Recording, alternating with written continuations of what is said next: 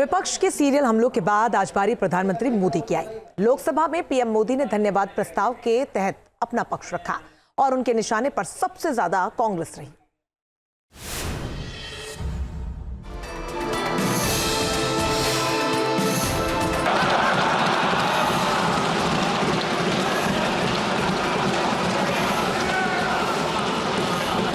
और आदरणीय अध्यक्ष जी, मैं विश्वास से कहता हूं हमें और बड़े लक्ष्य पार करते हैं और हम करके रहेंगे।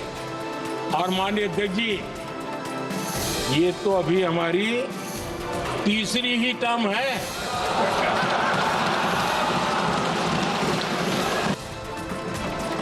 कभी तंज तो कभी तेवर। लोकसभा में पीएम मोदी ने काम गिनाया और कांग्रेस को खूब सुनाया। राष्ट्रपति के अभिभाषण पर धन्यवाद प्रस्ताव के तहत चर्चा हुई, जिसमें पीएम मोदी ने बिना नाम लिए राहुल गांधी के हर हमलों का जवाब दिया। पीएम मोदी ने जेएफके की फॉरगॉटन क्राइसिस किताब का जिक्र किया और विदेश नीति पर राहुल गांधी को घेरा। भारत के पहले प्रधानमंत्री और वो विदेश नीति को भी नेतृत्व करते थे। इस किताब में पंडित नेहरू और अमेरिका के तब के राष्ट्रपति जॉन एफ कैनेडी के बीच हुई चर्चाओं और निर्णयों का भी विस्तार से वर्णन है। जब देश ढेर सारी चुनौतियों का सामना कर रहा था, तब विदेश नीति के नाम पर क्या खेल हो रहा था, उस किताब के माध्यम से सामने आ रहा है। और इसलिए मैं कहूंगा कि जरा ये किताब पढ़िए। दरअसल लोकसभा में राहुल गांधी ने दावा किया था कि विदेश मंत्री जयशंकर ने पीएम मोदी को निमंत्रण दिलाने के लिए कई बार अमेरिका का दौरा किया। When we talk to the United States, we would not send our foreign minister to invite our prime minister to his coronation.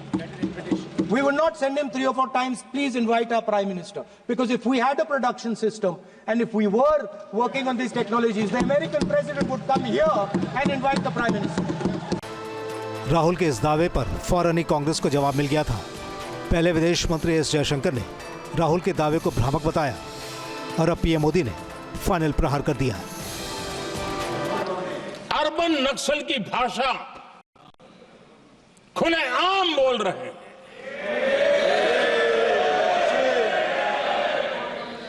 और अर्बन नक्सल जिन बातों को बोलते हैं, इंडियन स्टेट के सामने मोर्चा लेना, ये अर्बन नक्सल की भाषा बोलने वाले इंडियन स्टेट के खिलाफ लड़ाई की घोषणा करने वाले न संविधान को समझ सकते हैं, न देश की एकता को समझ सकते हैं। बीजेपी कहती है कि बतौर नेता विपक्ष राहुल गांधी बिना तथ्यों के बयानबाजी करते हैं और पद की गरिमा से खिलवाड़ कर रहे हैं। जवाब में कांग्रेस डिफेंसिव मोड में खड़ी है, कह रही है कि सरकार के पास बताने के लिए कुछ भी नया नहीं है। टीम न्यूज नेशन अब व्हाट्सएप पर खबरों की ताजा अपडेट के लिए न्यूज नेशन के इस QR कोड को स्कैन करें।